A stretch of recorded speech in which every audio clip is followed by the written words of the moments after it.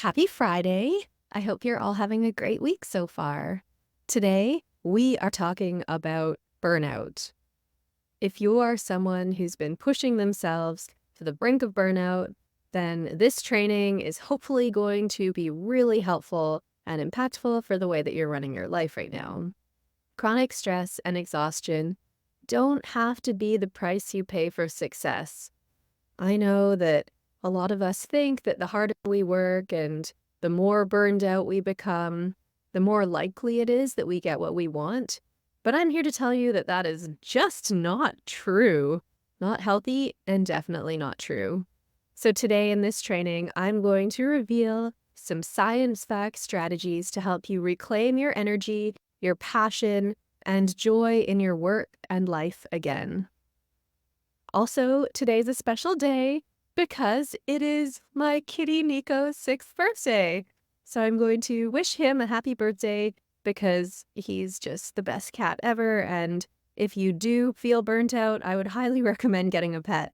As someone who has personally been on the brink of burnout, I can tell you that it's not a great place to be. And it is definitely part of what makes me so excited to share strategies that have helped me as well as my clients bounce back stronger than ever.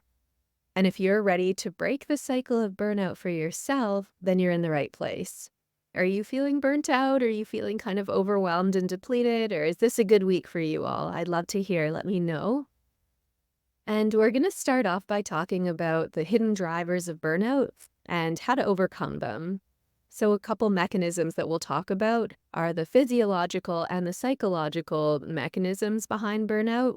Chronic stress is probably the most obvious one, and stress is not just emotional, but it has physical manifestations in our body. So when you come home from work on a busy day, or you're at work, or maybe you're at home, depending on what's going on, and you've just been feeling like there are so many things to do, or there's a sticky situation that you don't really know how to navigate, that stress ends up coming within. So if you think of an emotion is just a feeling that moves through your body, but it can create tension in your body. I'm sure you can think of situations where you've just been feeling like a lot of things have been piled on you at work or at home, and you notice like, ugh, my shoulders are really tight, or I have this feeling of butterflies or tension in the pit of my stomach. Those are physical manifestations of stress, and those things, especially over time, can lead to chronic inflammation, which then contributes to overall higher chances of feeling burnt out and depleted. So when we get to the point where maybe it's just too frustrating or too difficult to experience those negative emotions all the time, like maybe resentment or frustration or anger, and we push them down, that's where the origin of the word depression comes from. We're pushing down our feelings because it seems easier than actually experiencing them. But if you imagine, I'm going to use Gabor Mate's analogy of a beach ball. You're pushing down a beach ball into the water. What is this beach ball going to do as soon as you let go of it? At some point, it's going to pop back up and probably spring up out of the water. So these emotions that you thought you were just conveniently repressing are actually eventually going to come up.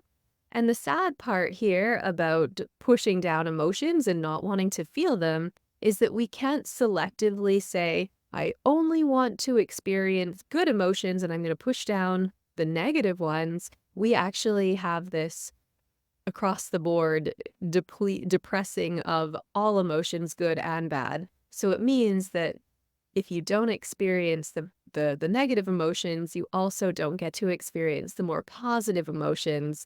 And that's where we end up feeling kind of flat or listless. And this can definitely contribute to that feeling of a loss of meaning or purpose, whether that's at work or in your day-to-day life, that we commonly associate with burnout or this depleted state. So that's definitely where we don't want to end up. And there is a growing body of research to suggest that factors For example, at work, like toxic work environments or even unsupportive work cultures can contribute to this set of symptoms because it's almost like fighting against this really strong current. We want the support perhaps, and when we ask for it, it's not provided. So whether that's in unrealistic work demands or maybe there's someone at work who is particularly hard to get along with, and nobody seems to want to do anything to help make that environment more comfortable for everyone else. Those factors at work can really contribute to this overwhelming sense of like, I don't want to be here, nothing I do matters, and what's the point anyway? And for work-life balance, this is another big one because I think many of us, correct me if I'm wrong, tend to take on things maybe beyond what our capacity truly is. And we want to be able to push ourselves and be good employees or good staff members, but sometimes we say yes to things at the expense of ourselves, and then that ends up being problem because we end up dedicating our time and energy to all of these things at work, which maybe because of the work environment don't really have the good payoff or the dopamine hit that we need or result in changing the work environment. So we're just continuing to push and work and not necessarily seeing any benefit or experiencing any change in the situation overall.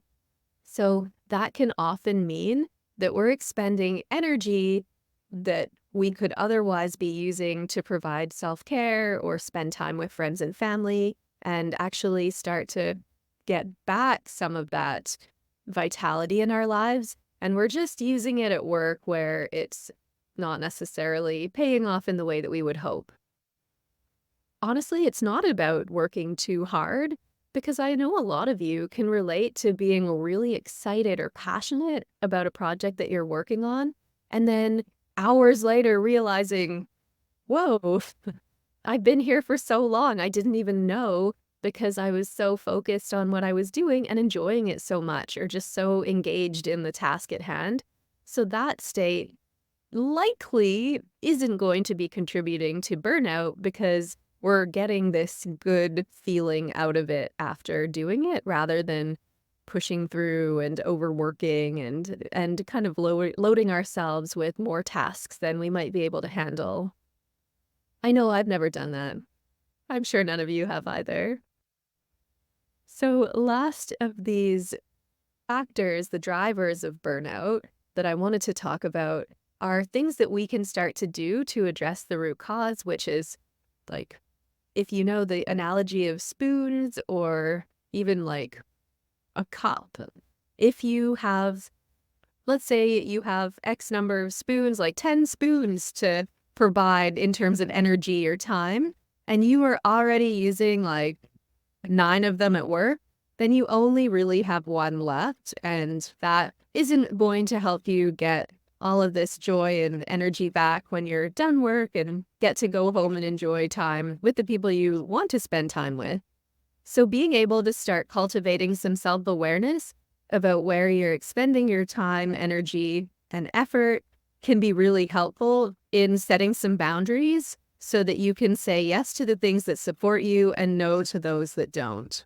Along with being able to have better self-awareness, as well as building some resilience around boundary setting, and I know that can be scary, reaching out for support is huge. So even if this isn't being met with any kind of success at work, perhaps reaching out to a counselor or a coach or even a good friend and just explaining the situation, being able to talk about it and get those emotions out and processed is huge and highly underrated. Being able to reconnect with your deeper why or that sense of purpose is also really helpful, particularly in a work situation. So maybe if you don't necessarily feel as excited about work as you might have done when you first started, then thinking back to the reason why you began the job in the first place, or whatever the case may be here, the situation that's creating that feeling of burnout. Maybe it's a friendship or a relationship or the house that you live in, whatever it might be. So true recovery is not just about providing these blanket solutions to provide some relief in the moment, although that is very helpful, but getting down to the root cause of why you're experiencing the feelings that you are and tackling those systemic issues is really what is going to provide some relief in the long run. Now I would like to talk about the 3 pillars of your burnout-proof lifestyle. Does anyone have any guesses what these might be? One of them might be pretty obvious. The first one that I'm going to discuss is nervous system regulation. No surprise there. We're going to talk about a drill that you can work on to help bring you back from more of that stress state to a parasympathetic rest and digest place. So, because our nervous system is so vital in keeping us, well, obviously keeping us alive, but also being able to help move us out of dangerous situations, our nervous system might be in this state of fight or flight unbeknownst to you. And that can create this resting level of cortisol in your bloodstream. It can affect overall inflammation and lead to disease states. So, what we want to be able to do is start developing the flexibility to move from the higher stress states into lower stress states, but also keeping in mind that if we're feeling depleted, maybe our energy is already really low and we actually need to boost it up. Either way, building more flexibility and resilience within your nervous system is key to managing burnout because this dysregulation on a long-term basis, again, can lead to disease states in our body, and that's not going to help our cause when we look at that in terms of burnout. So what I'd like to do is just talk about a breathing exercise to practice. Super easy. We've done it before, but it's called straw breathing, and it just helps to slow down your breathing rate, which in turn helps to slow down your heart rate, and then that brings us back into a more relaxed place. I also like straw breathing because it is probably the easiest drill that you can do. All it is breathing in through your nose for 2 seconds and then breathing out through pursed lips for about 8 seconds. If you want, you can close your eyes and do this with me. I'm going to do this a few times and just notice what you're feeling right now. And then afterwards, tune into how you're feeling afterwards. We're not going to do an assessment and reassessment just for the sake of time. So are you ready? Breathing in for 1, 2. Long, slow breath out through pursed lips or through a straw. 8, 7, 6, 5, 4, 3, 2, 1. Breathing in for 2 and out for 8.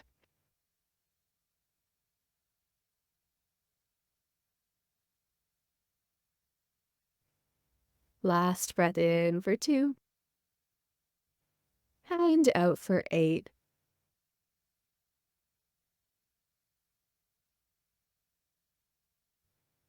Perfect.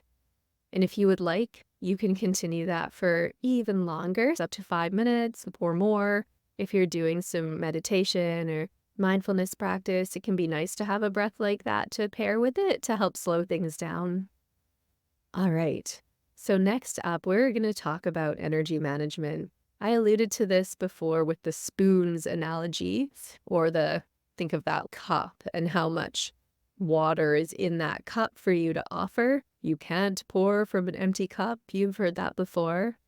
In order to manage your reserves to avoid depletion, you have to get an idea of how much energy you have and be really honest with yourself about that number. I saw this, I don't know, it was a GIF or a meme the other day that someone posted on Facebook, and I meant to copy it because I really liked it. Basically, it was a little diagram where both rows had little cups, and the first row had like 10 cups, and the first cup was full to the top, and it said, "You can do anything." And then the second row had 10 cups, which each had a little bit of water in the bottom. And then it said, but you can't do everything. So it's just the idea of this energy conservation principle, because we can, energy can be created, but if you generally have low energy and you pile on things into your day, it's very likely that you're going to deplete your reserves before you have a chance to replenish that. So keep that in mind when you're picking things to do. If you've ever heard of the Parkwood pacing and planning point scale, we used to use that a lot during concussion treatment with clients. So the idea is you get a set number of points. So maybe you start with like 20 points in your day, and you are assigning different activities, different numbers of points. Maybe for you, screen time is hard. So doing a half hour or an hour of computer work might be 5 or 6 of your points, which is, quite a lot out of a 20-point day. Maybe going for a walk is another like 5 or 6 points. Maybe prepping a meal is 5 points on its own. And then maybe doing, I don't know, doing the dishes or like going on a phone call with a client, maybe that's another 5 points. So you can see how quickly you might go through 20 points. And to get like, if it doesn't seem like you're going to get through your day with just that number of points, then this is where you might start to say, okay, well, now I'm going to do some nervous system regulation to get points back, to bring back and replenish my energy supply. Or maybe I'm going to have a nap, and then after I wake up from the nap, I'm going to have more energy. Obviously, this takes some time, so being able to incorporate breaks like that or even block time in your schedule so that you can have recovery periods can be really helpful. I will also say that reducing distractions is a good way to continue doing work more efficiently. So if you are like me and you have your office at home here, it's very easy to become distracted by other things. So sometimes I'll set a timer and I find that that's helpful. And the timer is only like 25 minutes. So once I've set the timer, I know, okay, I don't have to do these other things for another 23, 24, 25 minutes, however long I have left. And then I put my head down and continue so that I can end up getting things done. Because when we do get distracted by things in our environment or pets, whatever it is, then it actually takes us so much more time to get back on track. And we end up repeating or doing the same thing for more than the time that we had allotted, which is kind of annoying when you want to get stuff done. So yes, taking a bit of time to figure out where you're at in terms of your capacity is really important. And then figuring out how you're going to minimize energy drains by blocking off time, reducing distractions, and then incorporating breaks so that you can boost your energy while you're doing something. Those are some really important things to consider around energy management. And then lastly here, finding meaning and purpose in the things that you're doing, whether that's at home, you're cleaning the house because it's important to you to have a clean home, and being organized and having like good hygiene is important. Whatever it is, maybe at work, depending on what you do, maybe you're serving your clients by doing the things that you love to do or the things that you don't like to do. For example, posting on social media. Maybe you're like, oh, what a hassle. I don't want to go into Canva and make the templates and then find the content or whatever it is. But when you can step back from that, the details of the task that you're doing, and then go, okay, what's my end game here? Like, what's my overall goal? It's probably not to create pretty social media posts. Maybe the goal is to attract the people that you would really like to work with and support. That's what I think for myself when I'm doing those kinds of activities that are not at the top of my list of favorite things to do. Are there any things that you could do and then reframe to help them seem a bit more palatable when you're not really in the mood to do them? I would love to hear if you would like to share. So being able to line up your purpose or your values with the things that you're doing on a regular basis can help bring more motivation and excitement around actually completing them instead of just going through the motions and feeling like it's kind of a waste of time, because nobody wants to feel like they're wasting their time. All right, any questions so far? Let me know in the comments. Otherwise, we're going to wrap up here with a burnout busting morning routine. And honestly, a morning routine is not one size fits all. It has to work, again, for your energy levels, for your capacity, for what actually helps you feel better, and obviously what works with your schedule.